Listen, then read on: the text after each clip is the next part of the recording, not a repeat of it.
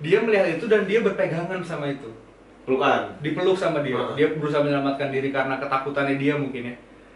Pada saat dia sadar dan dia melakukan itu, ternyata itu ular yang malah menolong dia. Subscribe, ayo. Subscribe, ayo. Subscribe, ayo. Mantap. Assalamualaikum warahmatullahi wabarakatuh. Balik lagi bareng Lolo dan Samigol. Where's my ring? Setelah kemarin saya membahas kota Banda Aceh dan objek Keluar bola enggak keluar itu. Memang di dalam Lolo lagi wamil. Jadi buat yang baru datang ke sini, Lolo lagi wamil. Semoga cepat selesai lah ya. Ya, semoga cepat selesai wamilnya. Kemarin setelah aku membahas objek wisata di Banda Aceh, aku sudah berjanji sama kalian, aku bakal membahas kisah misteri yang ada di Banda Aceh. Dan kali ini aku membawa orang yang paham betul dengan kisah-kisah misteri. Oke. Apri atau di YouTube dia lebih dikenal dengan Ranu. Betul. Di Malang dia nih sebenarnya, asli Malang. Hah? Enggak. Ranu di Bromo. Kumbolo. Ranu Kumbolo. Kaki gunung ya. Jadi aku ngobrol sama Apri tentang misteri yang terjadi pada saat dan setelah tsunami di Banda Aceh tahun 2004. Ini berdasarkan cerita-cerita yang berkembang di sana ya. Iya, ini berdasarkan cerita dan berita-berita yang kami baca. Aku baca nih ya. Dan ya, pasti membuat berita ini berdasarkan wawancara, terus juga cerita legenda yang akhirnya berkembang di sana. Betul. Karena ada beberapa cerita nih. Salah satunya buat aku nih. Ini siapa duluan mau mulai cerita nih? Aku dulu ya. Menurutku ini sangat menarik ya. Ada orang Cina di Banda Aceh. Orang Cina ini Chinese, Buddha ya. Buddha. Dia jualan nggak jauh dari Masjid Baitur Rahman. Ya, Masjid Baitur Rahman. Dia sebelum itu pun udah jualan itu. Udah jualan. Sebelum tsunami itu memang dia jualan itu karena pedagang kan, memang pedagang kan. Chinese kan kebanyakan pedagang kan. Jadi pedagang di daerah Masjid Raya itu dan tidak ada masalah, dia pedagang seperti biasa normal. Jadi pada saat tahun 2004 itu, pas tsunami itu, dia baru buka toko. Air datang. Orang sibuk ramai datang ke Masjid Raya. Menyelamatkan diri, lari ke Masjid Raya karena air naik kan. Dia naik ke balkon rumahnya, ke lantai atas rumah. Oke, dia nggak lari ke arah masjid. Dia nggak lari ke masjid, dia balik pulang ya. Dia balik ke tokonya, terus naik ke balkon. Dia ngelihat air itu datang ngelewatin dia kan. Dia ke arah masjid, di pandangan dia ke arah masjid. Dibilangnya pada saat itu ada orang laki-laki pakai jubah putih besar ngarahin air. Airnya dia kayak polisi. Dipecah. Di situ orang lari-lari apa segala macam jatuh. Diarahin airnya. Ini ya, diarahin airnya. Sampai ada satu momen yang buat dia betul-betul katanya tadi. Makin banyak laki-laki baju putih itu datang. Masjid Baitur Rahman diangkat. Jadi air itu lewat dari bawah. Aku bayangin, di depannya mata seru gitu. Di depan mata, masjidnya katanya diangkat sama orang-orang pakai baju putih itu yang diangkat. Jadi airnya lewat dari bawah masjid itu. Orang tersebut sampai sekarang masih hidup. Masih jualan di depan masjid itu sampai sekarang. Malah makin ramai itu tokonya karena terkenal. Karena setelah itu, beberapa hari setelah kejadian itu, dia datang ke masjid, ngobrol sama imam masjid segala macam. Kelam berapa hari? Mualaf dia. Dia menceritakan pengalaman menakjubkan buat dia. Dia ceritakan itu. Lalu pada akhirnya dia mualaf. Kalau di sebuah, maksudnya di keilmuan gitu, ini perjalanan spiritual dia kan. Perjalanan spiritual dia yang sebagian adalah efek dari sebuah musibah. Kita sama sekali si orang ganti. Memang mau muncul tiba-tiba muncul dia terganti. Nah, jadi kondisinya adalah dia melihat ini akhirnya kalau misalnya kita cerita ke orang yang belum menyelesaikan perjalanan spiritual gitu, bukan agama tuh, bisa dibilang nggak percaya dan malah kita dibilang halu apa segala macam sebutannya gitu kan. Dan buat gue yang bisa dibilang dekat sama hal-hal halu ya, hal-hal halu yang kata orang halu, itu akhirnya jadi malah merinding, barusan tuh merinding dan kayak untung siang ini take-nya nggak takut kali aku sendiri lagi aku apa ini anjing kali.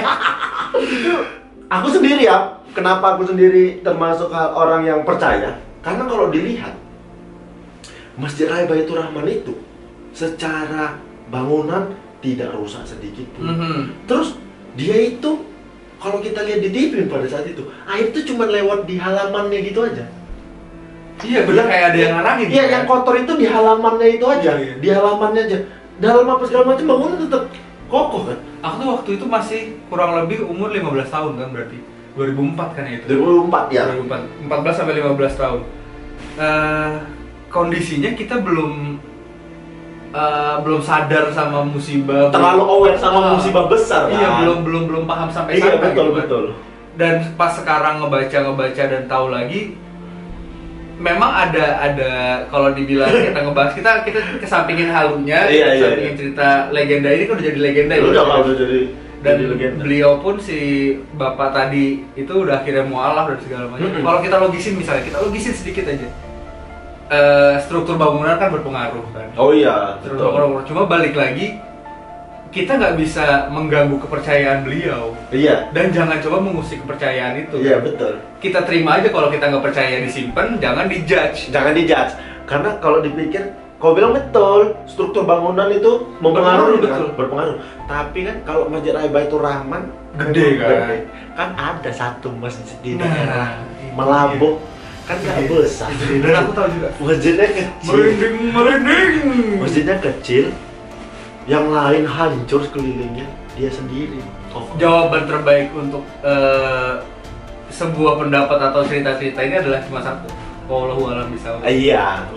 Kita kembalikan kepadanya. Kepadanya. Pencipta kita. Kalian boleh percaya, nggak percaya juga silakan. Nggak apa-apa, silakan. Maksudnya kita nggak mengusik kepercayaan kalian dan kita percaya. Iya, betul. Dan baiknya kalian tidak mengganggu kepercayaan kita. Iya. Karena nanti jadinya judgement kan. Iya. Ngehakimi. Aku itu, namanya Muhammad. Dia jadi namanya Muhammad Cheng. Dia masih pakai marganya ya. Iya, Chengnya masih keluarga kayaknya. Tapi jadi Muhammad Cheng. Itu salah satu cerita yang aku kan udah pernah beberapa kali ke Banda Aceh. Jadi asal lewat Masjid Raya Baitur Rahman itu di bawah saudara-saudara, itu memang dibilang sama mereka, ini nih orang Cina yang mualaf setelah tsunami, ini nih gedenya, ini nih tokonya gitu. Jadi ya dia usahanya tetap di dekat sama masjid itu. Ya usahanya jalan lancar kayak biasa. Dan pada saat itu dia nggak ke masjid ya? Nggak ke masjid. Dia nggak ke masjid di saat itu. Ceritanya di situ, kalau dibaca ada di berita, dia mau bakar dupa, mau minta tolong sama kepercayaannya pada saat itu, tapi nggak sempat. Keburu air udah datang segala macam. Dia lebih naik ke atas balkon. Itu dia sempat mau bakar dupa untuk itu, dia bilang seperti itu. Selanjutnya, kamu punya cerita apa? Nah, kalau aku tadi juga udah sempat baca-baca, ada ini lumayan unik karena ada seorang perempuan, Ibnu Maksum kalau nggak salah namanya. Ibnu Maksum dia ini salah satu korban tsunami yang berhasil selamat. Menariknya adalah dia selamat karena dia diselamatkan, menurut dia diselamatkan sama ular raksasa. Ular raksasa? Dia melihat pada saat kita kondisinya, aku ngebayangin maksudnya pada saat aku pernah ada di momen dimana ini cuma sebuah kebakaran gitu. Waktu itu ada kebakaran di dekat rumah. Kita panik kan, logika dan semua itu udah bercampur sama kepanikan. Pada saat kondisi panik itu dia melihat seolah-olah gedung pisang besar. Ya kita kalau ngelihat di sungai ada gedung pisang kan hanyut kan. Bisa dibuat untuk rakit juga. Betul, kan? Dan dia tuh dia ngambang pasti kan, dia melayang bahkan beberapa, nggak ngambang. Dia melihat itu dan dia berpegangan sama itu. Pelukan. Dipeluk sama dia. Dia berusaha menyelamatkan diri karena ketakutannya dia mungkin ya. pada saat dia sadar dan dia melakukan itu, ternyata itu ular yang malah menolong dia. Ular itu malah masuk ke dalam air, dianya tetap di atas, nambah kecepatan sampai dibawa ke darat. Ibu ini Sampai dibawa ke darat. memang kalau dipikir ya, kejadian tsunami Aceh itu banyak kali hal-hal cerita-cerita orang yang nggak masuk Setelah di akal. itunya ya, Setelah kejadian hal-hal yang nggak masuk di akal. Ya, kalau dipikir sekarang ini kan nggak masuk di akal, diselamatin ular kan. Ya, ini bahkan orang-orang ini kita nggak ngebahas agamanya apa ya, kita nggak tahu. Pinggirkan itu. Kita pinggirkan itu. Ini kan cerita yang terjadi sama dia. Ya notabene ular suka makan orang kalau dipikir. Betul, itu dia. Iya kan? Ini malah yang ngebawa dia ke darat sampai selamat. Diselamatkan. Dia taunya itu ular setelah dia Setelah selamat. Setelah dia pegang, oh ternyata bukan gedebong pisang. Ternyata ular. Ternyata ular dia nggak lepas, malah dia ular yang masuk ke dalam air. Ular yang nambah kecepatan sampai dia dibawa si ibu ini ke daratan. Kurang lebih ceritanya kayak gitu. Untung ular besar kan memang, oke ada ular besar. Sempat kelinci kan. Wah, Kasihan kelincinya kan. Untung ular. Hal-hal kayak gini yang nggak kecerna kan, nggak kecerna sama kita gitu. Even kalau naik ular juga kok ya. Bukan naik ular ini. Bukan. Nah, yang kayak gitu tuh kita pun yang secara akal sehat sebenarnya nggak masuk, nggak logis kan. Di usaha dilogisin tuh nggak ketemu. Cuman ya memang ini kan ada cerita karena ada pengalaman kan? Betul. Entahlah ibu ini mengarang, bisa jadi. Memang bisa jadi. Tapi tidak menutup kemungkinan ya namanya di situasi seperti itu karena yang satu lagi nggak masuk di akal menurutku ya.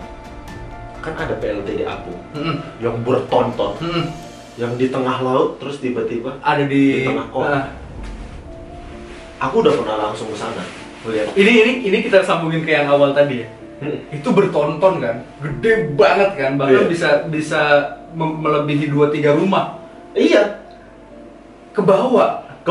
Masjid kok selamat. Aneh ya. Bahkan itu kapal tidak bisa lagi dikembalikan ke laut. Iya. Akhirnya ditaruh situ aja kan. Ya, saking beratnya dan tidak terangkat lagi, pada akhirnya tidak bisa kembali ke laut. Aku udah datang ke situ udah berapa kali aku ya.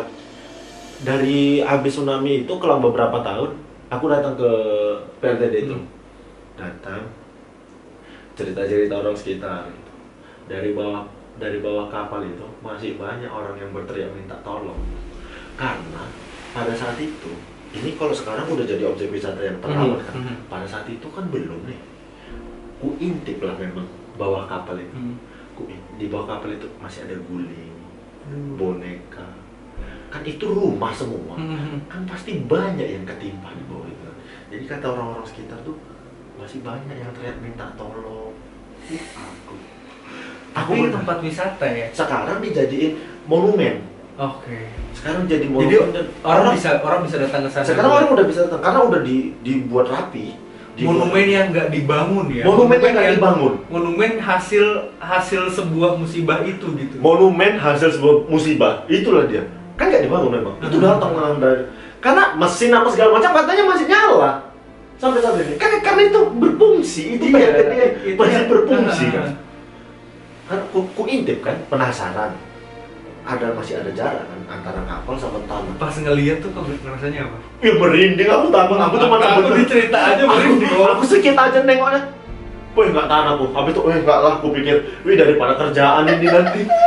Betul di situ ada bantal guling, kuliah, ada boneka masih ada. Nggak tahu makin ke dalam sana apa ya.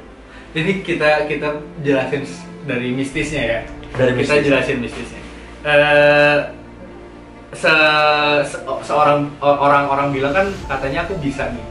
Dan beberapa orang memvalidasi aku bisa. Aku bisa melihat lah ya, melihat hal gaib. Betul. Nah, kalau dari aku sendiri aku punya kepercayaan nih bahwa manusia setelah mati ya udah dia punya alamnya gitu. Iya. Aku tetap berpegangan sama itu walaupun aku percaya. Walaupun memang ada cerita arwah penasaran dan lain-lain. Nah, kalau di aku, kalau yang aku tahu dan aku pelajarin, arwah penasaran itu nggak ada. Oh nggak ada itu? Buat yang aku percaya, ini bisa berbeda-beda di orang lain. Tapi kita punya dimensi yang Dimensi lain, yang berbeda. bersama nih. Oh, bersama. Tumpang tindih kalau dimensinya. Oh. Jadi kita nggak gini tapi gini. Oh. Dimensi kita ya sama dimensi iya, gaib itu. iya. Kalau menurut yang aku pelajarin yang sudah meninggal akan kembali ke sana, akan sudah langsung ke alam barzah dan menunggulah ibaratnya sampai waktunya nanti gitu kan. Ya. Yang menggantikan ibaratnya ada jin setempat atau korinnya orang tersebut. Oh, kori itu setahuku kembaran kita. Iya, betul, kembaran kita di dunia.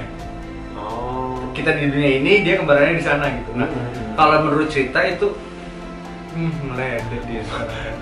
Meleceh. Kau nggak cocok muka pilih ngomong serius. Jangan ya. Ya, lo. Nah, Ya, udah ini aja. Nah, kalau yang aku percaya, jin setempat yang akhirnya menggantikan dia di situ gitu, atau korinnya orang tersebut. Ya, Jadi arwah penasaran di aku tuh nggak ada kayak misalnya pocong mumun gitu. Tahu.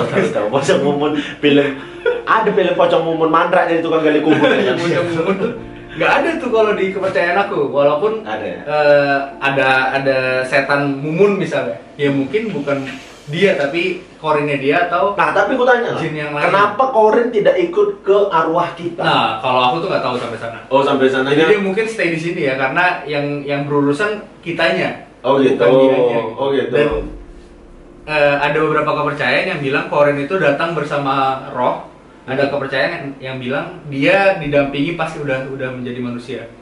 Jadi ada dua kepercayaan itu. Ada orang yang bilang dia ditiup bersama roh jasad, roh ke jasad.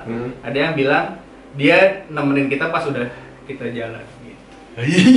Ini penjelasan mistisnya. Ya nggak tahu sih, ya aku sih udah 15 tahun juga ya sekarang. Iya, udah. 2000 ya bener 15 tahun. 15 tahun ya. 2005 ke 2020. Cuma Desember bulan nanti. ini kok Desember? Bukan Desember. Oh, Desember ya, Desember. Kan? Desember nanti ya. Desember 24 ya kalau nggak salah, 24 atau 27 sih lupa. Ya sekitaran segitu. 26 ya, 26 Desember 2004. Nah, itu dia. 15 tahun ya? Nah. Ya walaupun 15 tahun tuh pasti masih menyisakan, buat aku rasa ya, buat korban yang betul-betul korban tuh kayaknya agak sulit melupakan hal seperti itu. Tapi kalau kita nih yang buat merinding lagi sebenarnya masuk ke museum tsunami itu. Aduh. Di museum itu ada teriakan orang, ada suara air gemuruh. Itu didesain seperti itu. Kan aku maksud itu. Ada teriakan orang, ada gemuruh. Entahlah aku kalau itu ya. Pokoknya buat teman-teman yang nonton yang mungkin juga dari Aceh, kita doain lah ya. Ya, kita doain mudah-mudahan korban yang meninggal, yang meninggal diberikan tempat terbaik. Korban-korban yang selamat, mudah-mudahan tetap tegar, jadi pembelajaran buat kalian. Betul. Supaya bisa lebih istiqomah. Iya, aku sumpah dari kemarin mau bahas ini tuh kayak pandai-pandaian. Karena ini konten pertama ya, misteri ya. Ini konten pertama gue misteri. Ada konten bersama Lolo memang cerita-cerita misteri juga. Cuman kalau sama dia kan logika yang lebih bermain. Kau ya katanya. Aku kalau udah kau ya katanya ngeri aku. Tapi saya rindu dengan kau nih gitu. Mudah-mudahan cepat kau selesai wafil, kita ngomong misteri lagi kayak gini. Ayolah, coba selesai. Nanti di kota selanjutnya ini cerita misterinya adalah Papua Nugini. Tidak langsung loh. Dari Banda Aceh itu turun ke Sigli. Sigli itu di mana? Sigli itu, jadi kalau Banda Jaro Aceh itu kota-kota besarnya ya, ada Banda Aceh, ada Sigli, ada Lok Semawe. Oh, ini masih di NAD ya? Iya lah, ini NAD ini ada Banda Aceh, ada Sigli, ada Biren, ada Lok Semawe, ada Langsa. Nah, barulah masuk Medan. Gitu. Jadi kalau ujungnya seperti itu. Kalau dari Medan ya, kalau dari Medan ke Langsa ke Lok Semawe, Biren, Sigli, Banda Aceh, gitu. Jadi kota selanjutnya yang akan saya bahas tentang misterinya adalah kota Sigli. Sampai ketemu lagi di konten ini, belum ada bumpernya. Assalamualaikum warahmatullahi wabarakatuh. Subscribe, ayo. Subscribe, ayo. Mantap.